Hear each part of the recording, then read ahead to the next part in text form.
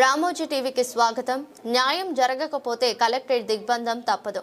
దళిత సంఘాల గర్జన. దళితుల భూములను అక్రమంగా ఇతరులకు కట్టబెట్టడాన్ని నిరసిస్తూ ఎస్సీ జనసంఘం ఆధ్వర్యంలో అనంతపురం ఆర్జీఓ కార్యాలయం వద్ద భారీ ఎత్తున ధర్నా చేపట్టారు. ఈ సందర్భంగా ఎస్సీ జనసంఘం జాతీయ అధ్యక్షులు దాసగానిపల్లి కుల్లాయప్ప మాట్లాడుతూ, సోములదొడ్డికి చెందిన ఓ ఎస్సీ కుటుంబం గత 40 ఏళ్లుగా సాగు చేసుకుంటున్న 31 సెంట్ల స్థలాన్ని రెవెన్యూ అధికారులు నిబంధనలకు విరుద్ధంగా ఆన్లైన్ చేసి అహూడాకు అప్పచెప్పడంపై తీవ్ర ఆగ్రహం వ్యక్తం చేశారు. అధికారుల తీరుపై మండిపాటు. బాధితులకు న్యాయం చేయాలని కోరడానికి వస్తే ఆర్జీఓ కార్యాలయంలో అందుబాటులో లేకపోవడంపై నేతలు అభ్యంతరం వ్యక్తం చేశారు. ప్రజాస్వామ్యంలో అధికారులు పక్షపాతం లేకుండా పనిచేయాలని, అనర్హులకు భూములు కేటాయించడం మానుకోవాలని డిమాండ్ చేశారు. తమ భూమిని ఒక్క అంగుళం కూడా వదులుకోమని, తక్షణమే న్యాయం చేయకుంటే కలెక్టరేట్ ను దిగ్బంధం చేస్తామని హెచ్చరించారు.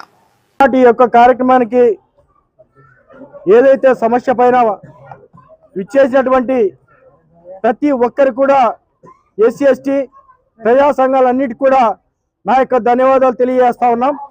మరి ముఖ్యంగా ప్రజాస్వామ్య దేశంలో ఉన్నామా, అటవిక రాజ్యంలో ఉన్నామా, లేక పాలేవేళ్ల రాజ్యంలో ఉన్నామా, ఏ రాజ్యంలో బతుకుతా ఉన్నామనేది ఎవరికే కానీ అర్థం కాని పరిస్థితుల్లో ఈరోజు దళిత గిరిజనులు బతుకుతా ఉన్నారు. దానికి ప్రధాన కారణం ఈరోజు సోములదొడ్డి భూములకు సంబంధించి ఒక 31 సెంట్లు స్థలానికి సంబంధించి చూస్తే దగ్గర వాళ్ళు 1949 నుంచి కూడా వాళ్ళు భూమి హక్కు పొంది ఉన్నారు, డీకేటీ పట్ట కూడా పొంది ఉన్నారు. అయినప్పటికీ ఈ రోజు వరకు కూడా వాళ్ళు సాగు చేసుకుంటూ కూడా బ్రతుకుతా ఉంటే రాత్రికి ఎవరికి తెలియకుండా నిర్దాక్షిణ్యంగా డీకేటీ పట్ట మార్చి వేరే వాళ్ళకి నష్టపరిహారం చెల్లించి ఈ రోజు 21 కుటుంబాన్ని నాటి రోడ్డుపైకి లాగిన సందర్భం ఏదైనా ఉందంటే కేవలం ఇదే ఆర్డీఓ ఆఫీస్ అని చెప్పదలుచుకున్నాం. మరి ముఖ్యంగా దళితుల పట్ల, గిరిజనుల పట్ల ఇంత నిర్లక్ష్యంగా వైఖరిని వహిస్తున్నటువంటి ఈ అధికారులు ఏం చేయాలని చెప్పేసి ప్రశ్నిస్తా ఉన్నాం. దాదాపు నార్మల్ మండలంలో ఒక సమస్య కోసం పోతే అక్కడ ఎంఆర్ఓ ఉండరు. ఈ రోజు అయ్యా మా పరిస్థితి, మా గోడిది, మా సమస్య ఉందని చెప్పుకుందామని చెప్పేసి ఇక్కడికి వస్తే ఆర్డీఓ ఉండరు. అంటే మేమంటే నిర్లక్ష్యమా, ఏం చేస్తారలే అనే ఒక నిర్లక్ష్య ఆలోచన, లేకపోతే ఏంటి ఇది? ప్రజాస్వామ్య దేశం కాదా ఇది? అంటే మా భూములకి మాకు రక్షణ లేదా?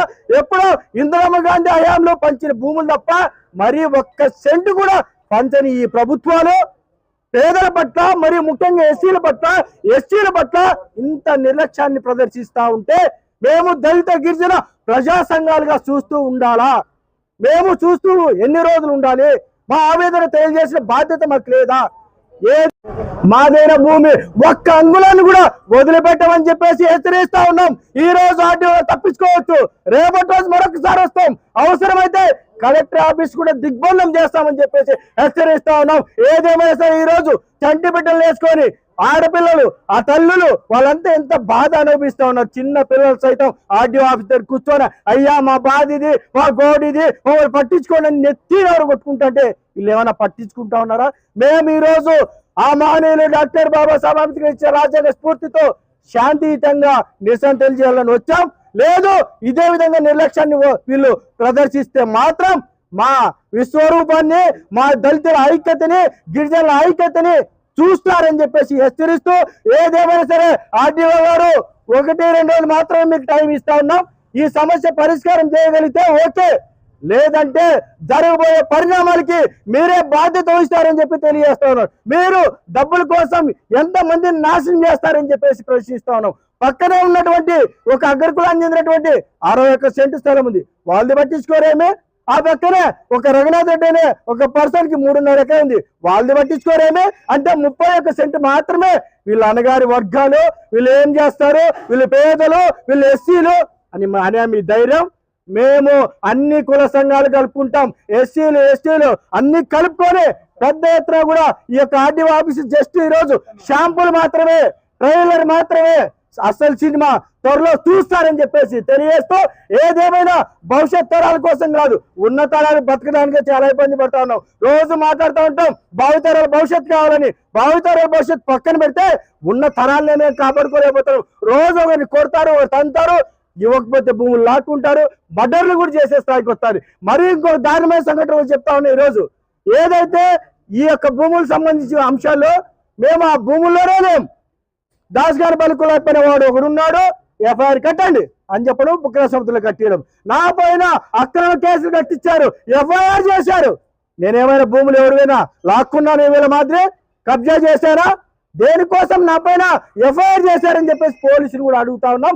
అదేవిధంగా ఈ సమస్య ఇంతటితో ఆగిపోయిందని మాత్రం అనుకోవద్దని ప్రభుత్వానికి హెచ్చరిస్తూ, అదేవిధంగా ఆర్డీఓ గారు మీరే అంతా చేస్తా ఉన్నారు, మీరే అంతా ఇబ్బంది పెడతా ఉన్నారు, మా ఆడపడుచులంతా తలుచుకుంటే మీరు ఏమైపోతారో ఒక్కసారి ఆలోచించండి. మా ముసురు మా గోడు కొట్టుకోక తప్పదని కూడా ఆయనకి మరొక్కసారి తెలియజేస్తా ఉన్నాం. ఏదేమైనా సరే మరొక్కసారి ఈ అవకాశం ఇచ్చిన మా మిత్రులకు, మా పెద్దలకి, మా అన్నలకి, మా అక్క చెల్లెలకి అందరికీ పేరు పేరున మరొక్కసారి ధన్యవాదాలు తెలియజేస్తూ జై భీమ్, జై హింద్. ముందుగా మా బాధను, మా ఆవేదనను అధికారుల దృష్టికి, ప్రభుత్వం దృష్టికి వచ్చినటువంటి మీడియా మిత్రులకు మా ఉద్యమ నమస్కారాలు తెలియజేస్తున్నాం. ముఖ్యంగా అనంతపురం జిల్లా రూరల్ మండలంలో ఉన్నటువంటి సోమలతోటి గ్రామానికి చెందినటువంటి 21 కుటుంబానికి 9 ఎకరాల 20 సెంట్ల భూమిని సర్వే నెంబర్ 2లో ఇవ్వడం జరిగింది. అది బుక్కరాయ సోదర మండలం సింగనమల్లి నియోజకవర్గంలోకి వస్తుంది. ఆ భూమిని 1982లో ఇవ్వడం జరిగింది.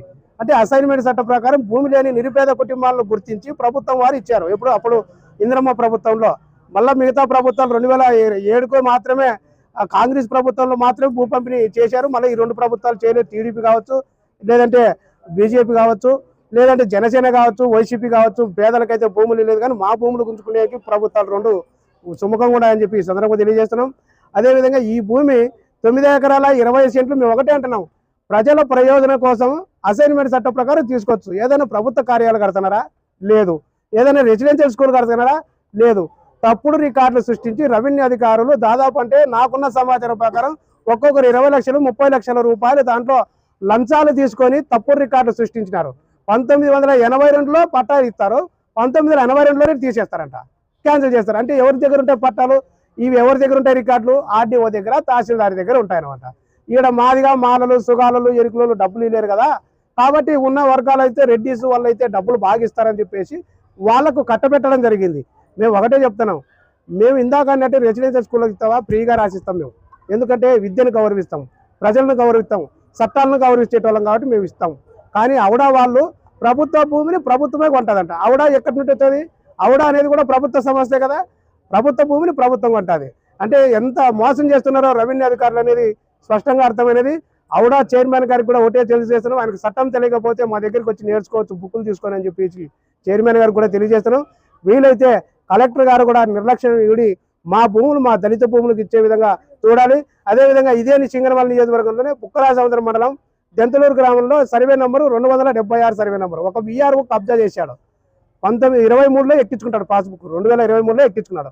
అతని మీద చర్యలు తీసుకోవడానికి బుక్కరాయ సముద్రం తహసీల్దార్కు మనసు రాలేదు, ఆర్డీఓ గారికి మనసు రాలేదు, కలెక్టర్ గారికి మనసు రాలేదు. అదేవిధంగా గతంలో అన్వర్ బాషా అనే వ్యక్తి ఎంఆర్ఓగా పనిచేశాడు బుక్కరాయ సముద్రంలో.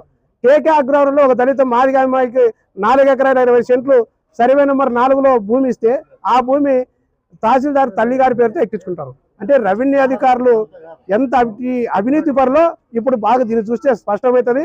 రెవెన్యూ అధికారులు ఇప్పటికైనా అవినీతిని మానుకొని చట్టాలు ఫాలోఅప్ చేసే విధంగా అసైన్మెంట్ చట్టాన్ని స్పష్టంగా అమలు చేయాలి. అదేవిధంగా చట్టం ఏమని చెప్తుందంటే, ఎస్సీ ఎస్టీ వాళ్ళ భూములు ఎవరైనా కబ్జా చేస్తే జస్టిస్ పున్నయ్య కమిషన్ సిఫారసుల మేరకు ఎస్సీ ఎస్టీ కేసు అప్లికబుల్ అవుతుంది.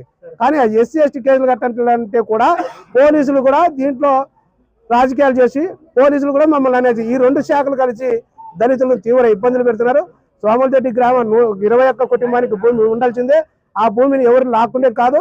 ఔడా ఆఫీసర్లకు కానీ రెవెన్యూ అధికారులకు కానీ ఒకటే తెలియజేస్తున్నాం, ఇప్పటికైనా మీ అవినీతి మాటలు మానుకొని మా భూములు మాకు ఇవ్వండి, లేదంటే మేము ఆ ప్రాణాలు పోయినా కూడా మా భూములు వదులుకోవాలని చెప్పి ఈ సందర్భంగా తెలియజేస్తూ జై భీమ్. అందరికీ జై భీమ్. నా పేరు Neramatla Ellanna, SC ST vigilance monitoring committee జిల్లా సభ్యులుగా కొనసాగుతున్నా.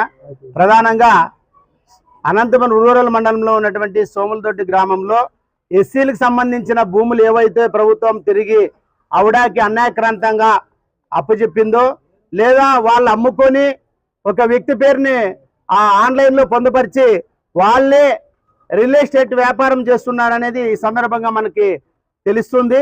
ప్రధానంగా ఇలాంటి భూములు అనంతపురం రూరల్ మండలంలో రెవెన్యూ అధికారులు ఎవరూ లేని భూముల్ని ఒక వ్యక్తి పేరు మీద ఆన్లైన్ చేసి ఆన్లైన్ ద్వారా ప్రభుత్వానికి ఈ యాజమాన్య హక్కులు వేరే వ్యక్తి కలిగించి వాళ్ళ ద్వారా ఆవిడ సంస్థకు అమ్మినామని చెప్పేసి వీళ్ళకు కూడా దాంట్లో పార్ట్నర్షిప్ ఉంటుందని కూడా ఈ సందర్భంగా తెలియజేస్తున్నాం. ఎందుకంటే ఒకసారి దళితులకు ఇచ్చిన భూముల్ని ఎవరు కూడా అన్యాక్రాంతం చేయడానికి వీల్లేదు. అలాంటి ఎవరైనా చేసింటే ఖచ్చితంగా ఇప్పుడు సోములదొడ్డి విషయంలో దళితులకు భూములు దళితులకు చెందే విధంగా చట్టపరమైనటువంటి చర్యలు ఆర్డీఓ గారు తీసుకోవాలని ఈ సందర్భంగా తెలియజేస్తున్నాం. వాళ్ళకి న్యాయం జరగకపోతే మాత్రము ఆర్డీఓ ఆఫీసుని కానీ కలెక్టర్ ఆఫీసుని కానీ పలు దఫాలైనా దిగ్బంధం చేసి వాళ్ళకు న్యాయం జరిగే విధంగా మేము వాళ్ళకు అండగా ఉంటామని ఈ సందర్భంగా తెలియజేస్తూ వెంటనే ఈ సమస్యను కలెక్టర్ దృష్టికి కూడా తీసుకువెళ్లి పరిష్కారం చేయడానికి మేము మా వంతుగా కృషి చేస్తామని అందరికీ తెలియజేస్తున్నాం.